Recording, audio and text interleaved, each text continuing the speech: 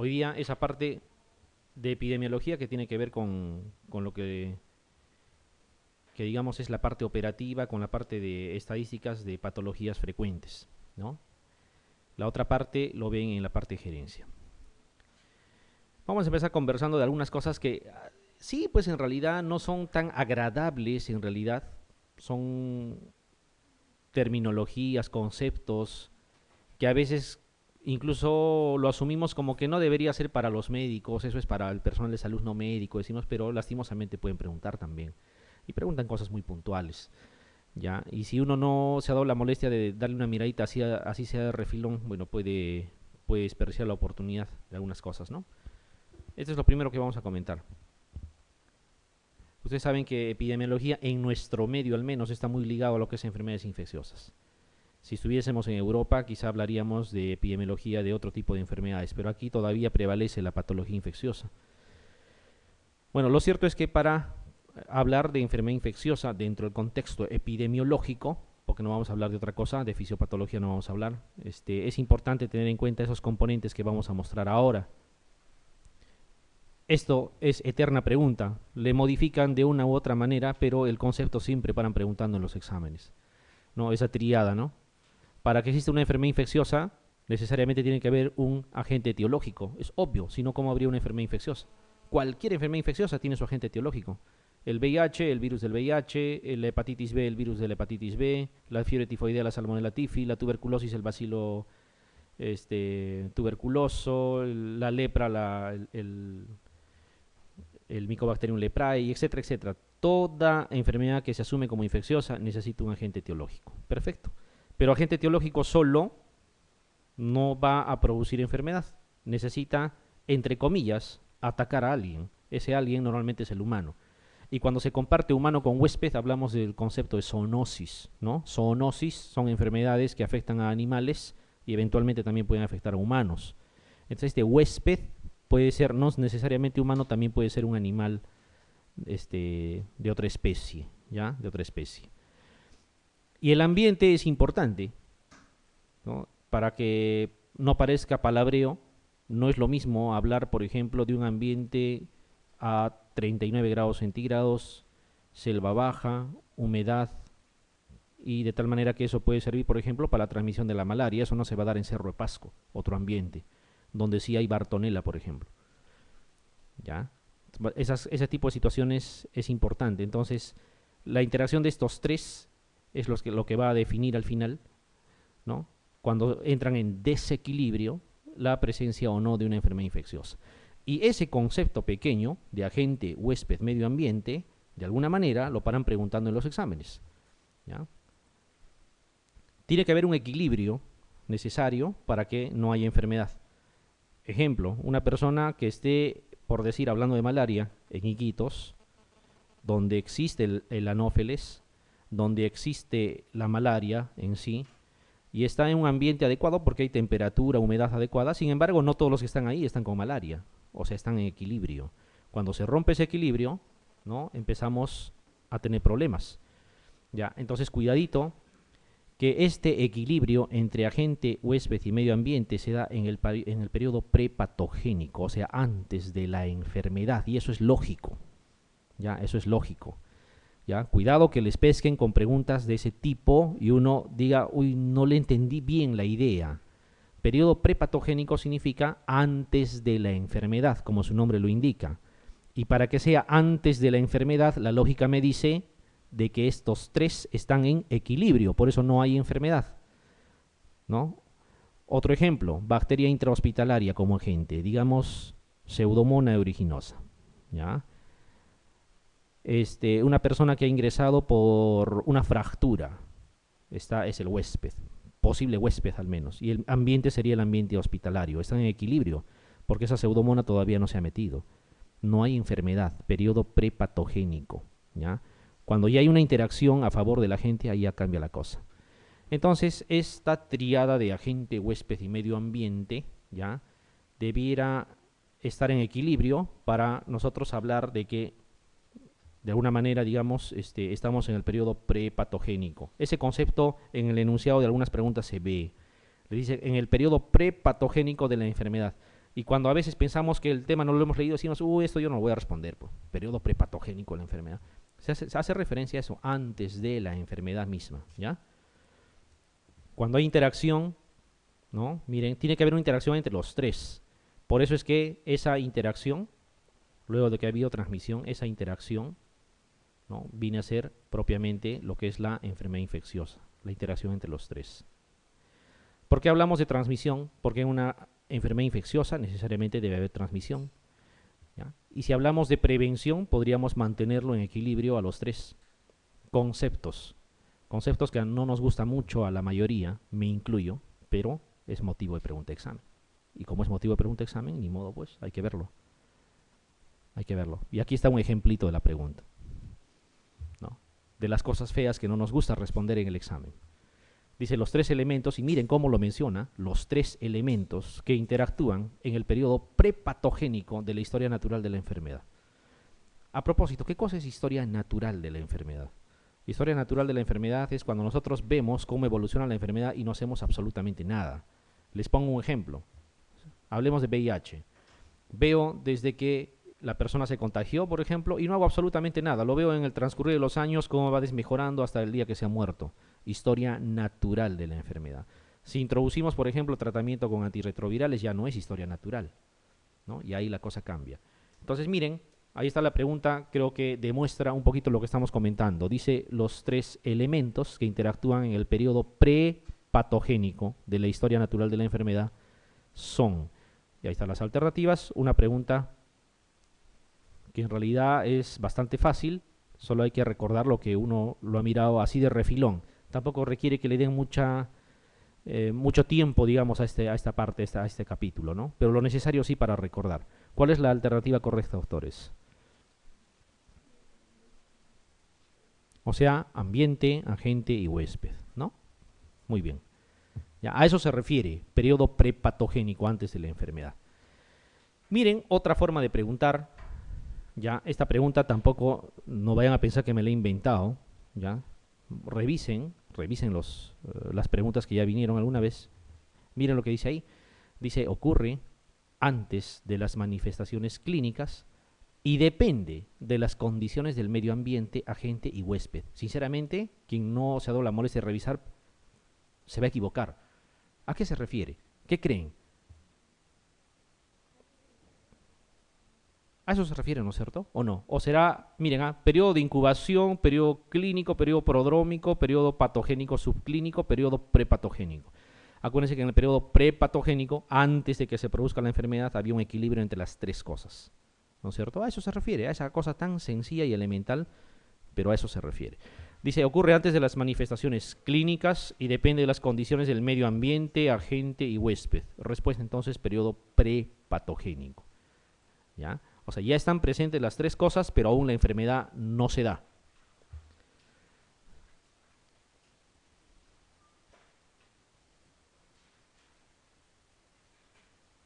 Ahí está el periodo prepatogénico. Hay interacción mutua, ¿no es cierto? Entre agente y huésped, entre huésped y agente también, entre medio ambiente y agente, entre agente y medio ambiente, lo mismo entre medio ambiente y huésped, ¿no?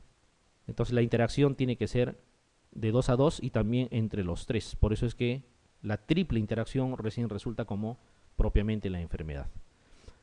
Acordarse, de acuerdo a esto que están viendo acá, ¿ya? Va a haber algunas cosas que tenemos que recordar. Justo lo que estamos viendo. Términos que a veces viene como pregunta y acordarse bien, ¿ya? Infectividad, obviamente dependerá de quién, de la gente. Cuando hablamos de la gente, a ver, hagamos una situación muy clara. Hablemos de una patología bastante conocida por todos nosotros. Digamos tuberculosis. El agente es el bacilo de Koch. Entonces, ¿qué cosas dependerían del agente del bacilo de Koch? Infectividad.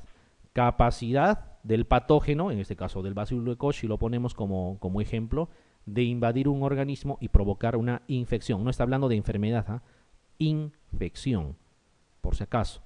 Y saben que la diferencia entre infección y enfermedad es que uno puede estar infectado y no tener mayor problema. Como el caso nuestro, todos estamos infectados con TB, todos, sin excepción, salvo aquel que nunca ha ido a un hospital, no lo creo, ¿ya? Todos están infectados con TB, pero probablemente nadie esté desarrollando la enfermedad. ¿Ya? Una cosa es estar infectado y otra cosa es estar desarrollando la enfermedad. Y hay muchos más ejemplos. ¿Quiénes no están infectados con criptococo, por ejemplo? Toditos están infectados con criptococo. ¿Quiénes no están infectados por toxoplasma? Toditos también están infectados por toxoplasma. Por citomegalovirus, 100% seguro, todos también.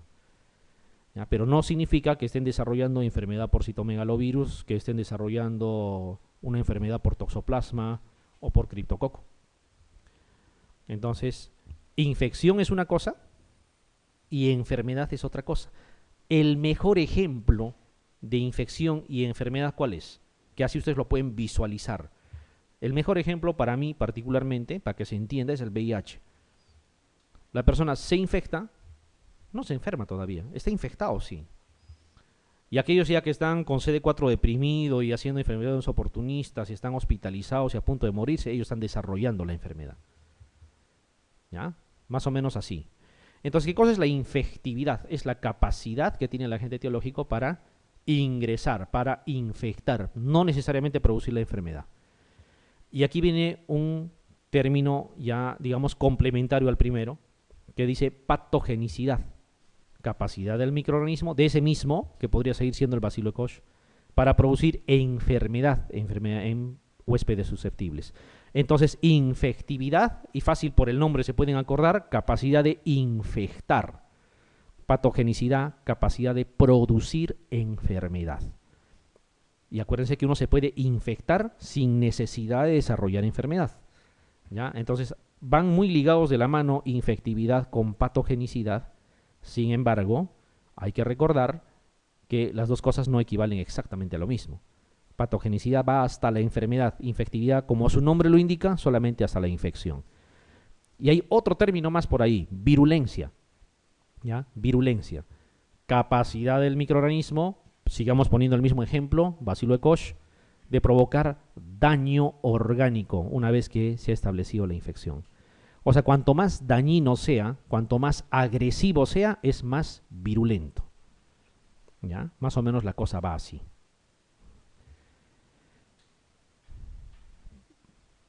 Por ejemplo, podríamos dar... A ver, ¿qué ejemplo podríamos dar? En el caso de la TB, creo que la cosa es muy, muy clara. Ya, en el caso del dengue, ese término van a encontrar. El serotipo 2 es el más virulento. ¿Por qué? Porque el serotipo 2, ustedes saben que hay 4 serotipos, el serotipo 2 es el que está más asociado a fenómenos hemorrágicos, a letalidad, los pacientes se mueren más fácil, hacen cuadros severos. Eso significa virulencia, o sea, es más agresivo. Eso traducido de forma formal dice capacidad de un microorganismo para provocar daño orgánico una vez establecida la infección.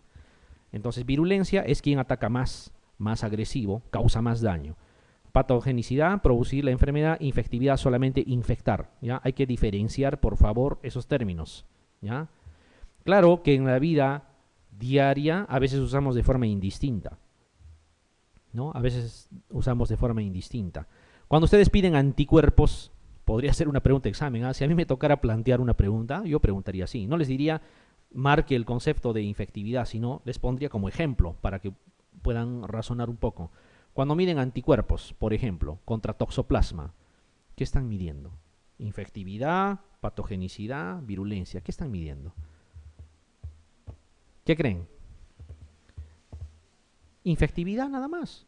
Solo están viendo si está infectado o no, nada más.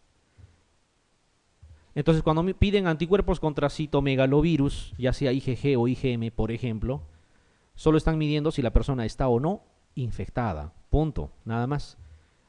No significa que si sale positivo le debo dar tratamiento. Lo mismo es cuando miden el PPD. ¿El PPD qué cosa mide? Mide si una persona está infectada o no con el bacilo tuberculoso. Nada más. No les dice que un PPD positivo es sinónimo de iniciar tratamiento. ¿Ya? Muy bien. Sí se diferencia las cosas de forma clara, ¿no es cierto? Ya. Porque hay más términos todavía que siguen perteneciendo a la gente. Transmisibilidad. Pero ya es fácil de darse cuenta, ¿no? Uno solamente mira el término y más o menos uno puede darse cuenta a qué cosa se refiere. Transmisibilidad, como su nombre lo está indicando, felizmente tiene ahí un punto de partida en el nombre correcto, dice capacidad de un organismo de pasar de un individuo infectado a otro, ¿no? A otro sano, obviamente, y posteriormente infectarlo. Algunos se transmiten fácilmente, algunos no. Les voy a poner ejemplo en el caso de la TB. ¿Cuál tiene mayor transmisibilidad? ¿La TB MDR o la TB drogosensible? ¿Cuál creen? ¿Cuál creen que se transmite más fácil? El drogosensible se transmite más fácil. El drogoresistente no se transmite tan fácilmente como uno podría pensar. Entonces, si hablamos de comparar transmisibilidad, por ejemplo, la TB MDR es menos transmisible que la TB drogosensible, ¿no? Característica de la gente, del bacilo de Koch, si estamos poniéndolo como ejemplo. Mutación, todo el mundo entiende qué cosa es una mutación, ¿ya? Formalizándolo el concepto, capacidad de realizar cambios en la secuencia de nucleótidos del ADN. Entonces, existen agentes etiológicos que mutan, algunos que jamás mutan también, ¿ya? Uno de los que más muta, ¿cuál es? Por ejemplo, la influenza A, ¿no? La influenza de tipo A. O sea, virus de la influenza, pero la de tipo A. Saben que hay B y C también. La C no nos importa, A y B sí, porque afecta a humanos. B es la de tipo estacional, todos los años viene, con el invierno, con el cambio de clima, y casi se mantiene estable. En cambio, el virus A sí tiene alta capacidad de mutar, por eso vienen pandemias. Muta, se hace más transmisible al mutar, ¿no? Se hace más virulento también, y obviamente produce pandemias. ¿Qué será antigenicidad? Acá uno puede confundir y pensar que no es característica del agente, sino del huésped, ¿ya? Porque antigenicidad viene a ser la capacidad que tiene, luego de infectar, de que el infectado forme anticuerpos. O sea, ¿qué tanto puede estimular ese agente etiológico al infectado para que pueda formar anticuerpos? Por eso dice capacidad de un antígeno, que puede ser el microorganismo completo, para inducir respuesta inmune. Si una persona se infecta y no forma anticuerpos, su antigenicidad no ha sido muy elevada de parte de la gente. Por ejemplo, persona con hepatitis B, no todos forman anticuerpo contra antígeno de superficie, no todos. Algunos sí, algunos no tanto. Los que sí formaron es porque el agente etiológico, ese virus de hepatitis B, probablemente tenía alta antigenicidad. Y los que no formaron, obviamente no lo tenían. Por eso es que, a pesar de haberse infectado, no desarrollan anticuerpos. ¿Ya? Más o menos la cosa va así. Características del agente. Porque a veces la pregunta es cuál de las siguientes características es propia del agente. Eso es todo lo que les preguntan. ¿Ya? Y uno simplemente tiene que reconocer. Suficiente con el repaso que vamos a hacer ahora, no necesito que lo toquen más. Y ahí está. Señala el término que no corresponde a una propiedad del agente etiológico. Dentro de las preguntas aburridas encontramos ese tipo de cosas. ¿Qué marcamos?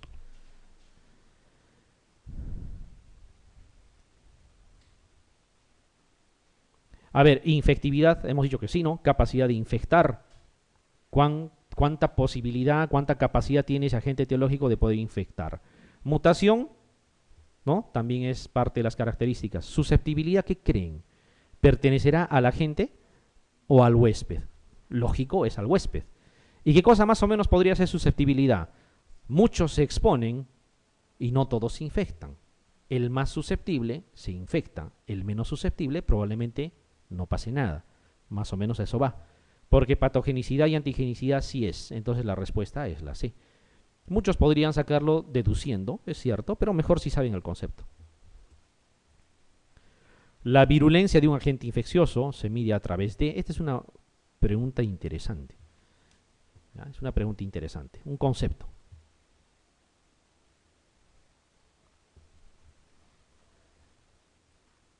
¿Qué opinan? ¿Qué cosa era virulencia? No es la capacidad de infectar, ni de producir enfermedad, de causar daño. Cuanto más virulento es, incluso puede matar, ¿sí? Entonces, ¿con qué cosa creen que lo pueden medir? A ver, si vienes en el examen así y ustedes tienen el concepto claro, a pesar que no han repasado exactamente estos términos, pero podrían más o menos deducir a qué cosa se puede referir. A ver, vamos a ver. Por ejemplo, si una Salmonella typhi, una cepa de Salmonella typhi, mata de cada 100 a 20 personas y otra cepa de la misma Salmonella typhi, pero otra cepa, no mata a 20 de cada 100, sino mata a 90 de cada 100, podríamos decir cuál de los dos es más virulento, la segunda cepa, ¿no es cierto? Porque mata a 90 de cada 100. ¿Cómo lo pueden traducir eso en cifras? A ver, ya lo han dicho la mayoría, sin miedo. ¿Qué cosa mide la tasa de letalidad? Pueden preguntarles de otra manera. La tasa de letalidad mide A, infectividad, B, ¿no? Letalidad, infectividad, B, virulencia, C, transmisibilidad, etcétera. Entonces pueden acomodarlo de esa manera. Relacionen letalidad con virulencia. El más virulento mata más, ¿ya? La tasa de letalidad, no sé por qué se llama tasa, en realidad. Porque saben la diferencia entre tasa y proporción, ¿no es cierto? La tasa propiamente necesita una constante, ¿ya? Y necesita una población estimada, ¿ya? Esto es una proporción, pero se le llama tasa de letalidad. Se mide en porcentaje, ¿no? Un porcentaje simple, pero por algún motivo le llaman tasa de letalidad, ¿ya? Tasa de letalidad, por algún motivo le llaman tasa de letalidad. No es en sí una tasa, la tasa es diferente, ¿no? La tasa tiene un estimado en el denominador de población, ¿ya? Una determinada población y una constante todavía. Entonces se mide por cada 100.000, por cada 50.000, por cada 10.000, dependiendo de la constante. Acá no, les dan en porcentaje directo, pero se llama tasa de letalidad. Muy bien. Otra forma de preguntar, ¿ya? Otra forma de preguntar, dice la transmisibilidad es, a ver cómo lo habrán definido, capacidad de un agente infeccioso de entrar y desarrollarse o multiplicarse en el huésped. Bueno, sigamos leyendo si la cosa no está contundente.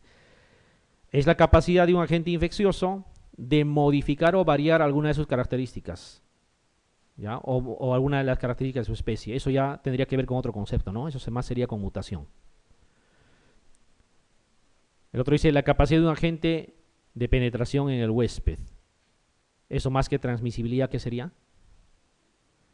Eso sería, si logra ingresar, sería infectividad, ¿no?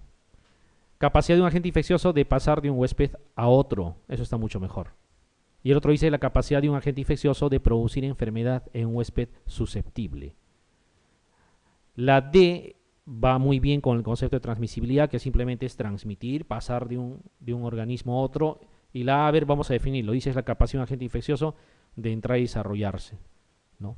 No habla de transmitir, sino propiamente de ingresar. Vendría a ser más o menos infectividad, más que otra cosa. ¿Cuál es la alternativa correcta? Así es, doctores. Muy bien. ¿Pueden creer que estas preguntas se incluyen incluso en los exámenes MIR? ¿Sí? Revisen los exámenes MIR, si quieren desde el año 2000 o el último que ya salió el 2013, y por ahí hay preguntas así. Bien, no todas son características del agente etiológico, algunas características son del huésped, ¿ya? Algunas características son del huésped. Ahí hablamos de inmunidad, por ejemplo, ¿ya?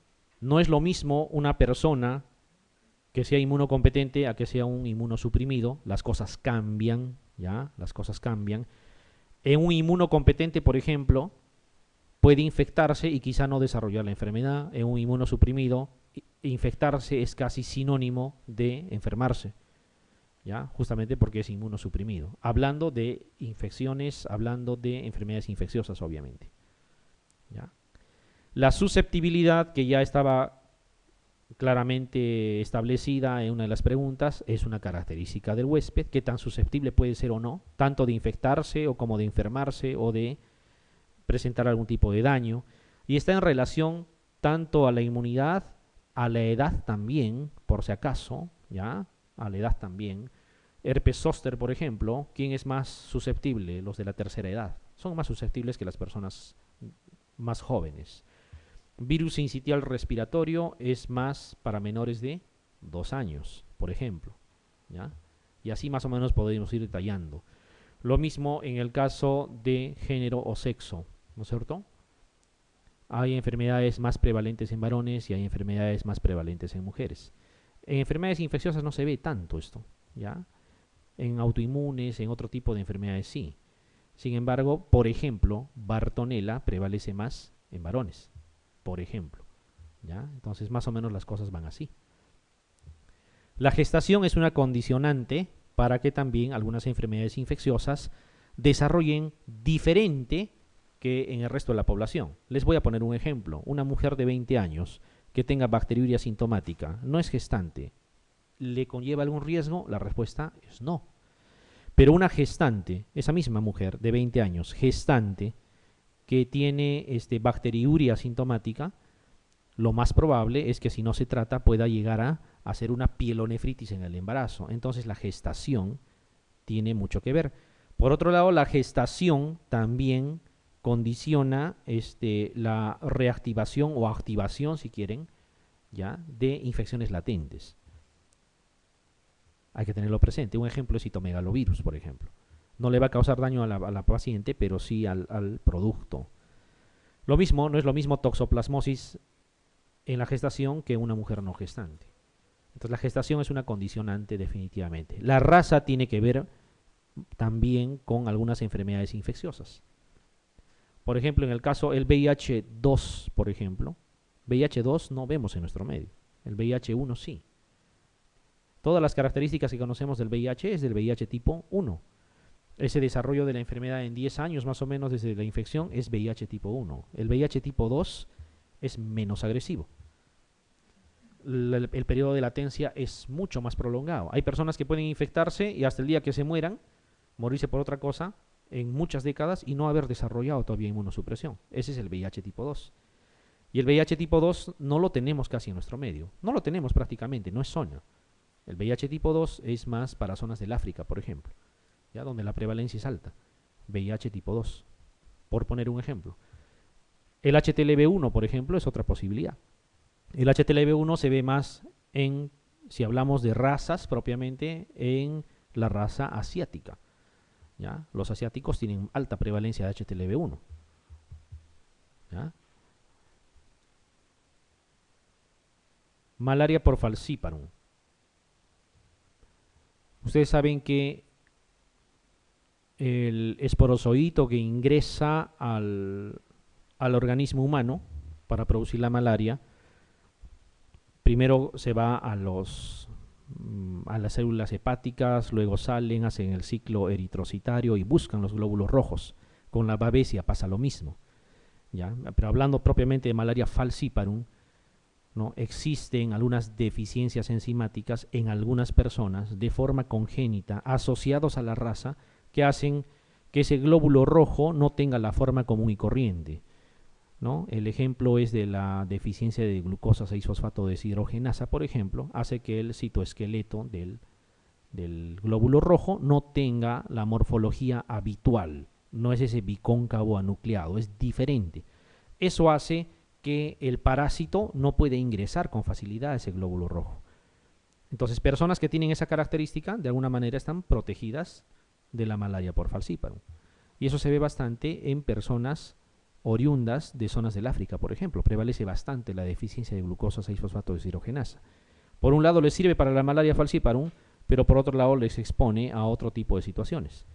Ellos no pueden tomar ni siquiera nitrofurantoína, por ejemplo, ¿no? Porque ustedes saben, está contraindicado en la deficiencia de glucosa 6-fosfato deshidrogenasa. Entonces, la raza también es una condicionante.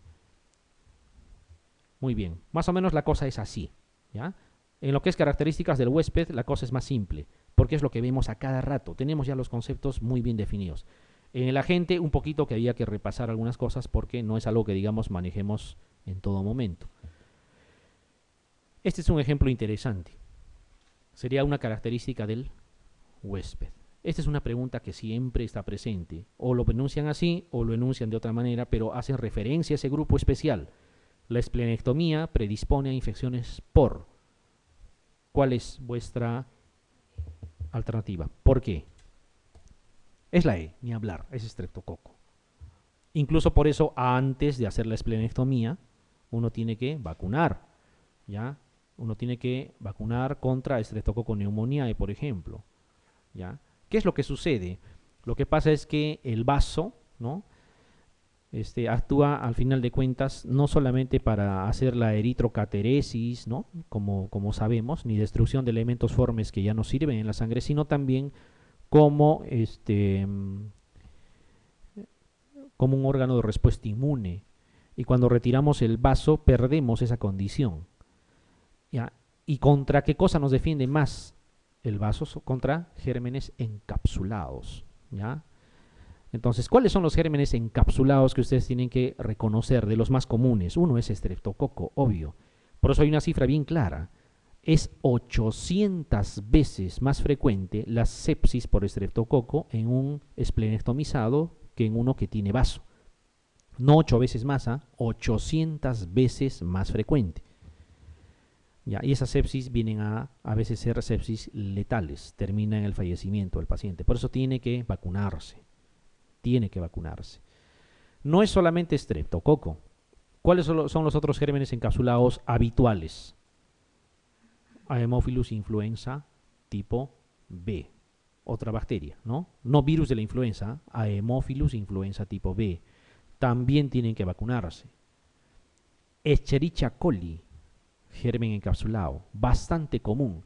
Es una infección urinaria puede desencadenar cosas serias en los pacientes esplenectomizados. Dentro de los parásitos, malaria. ¿Ya? El paludismo, o sea, el Plasmodium, cualquiera que fuese la especie, el género Plasmodium en general decimos, también son microorganismos de tipo encapsulado. Entonces, las personas con esplenectomía deben de recibir vacuna, deben de cuidarse mucho del estreptococo, ¿ya? Porque este estreptococo, cualquiera de las especies de estreptococo, puede causar cosas muy serias, ¿ya? Cosas muy serias. Por eso es que en ellos sí está permitido, ante la sospecha de un cuadro faríngeo, por ejemplo, hay que dar tratamiento agresivo, ¿ya? Ellos son los que más deberían usar el amoxiclavulánico, ¿no? Son los que más deberían usar.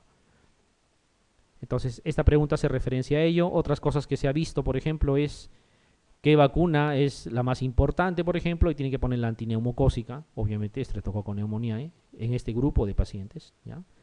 Y por ahí a veces redundan las preguntas. Si se dan cuenta, es una característica del huésped, ¿no? Es una característica del huésped. Ese mismo estreptococo, con la misma virulencia que tiene, infectividad y todo lo demás, no le va a causar tanto daño a otra persona que tenga su inmunidad intacta.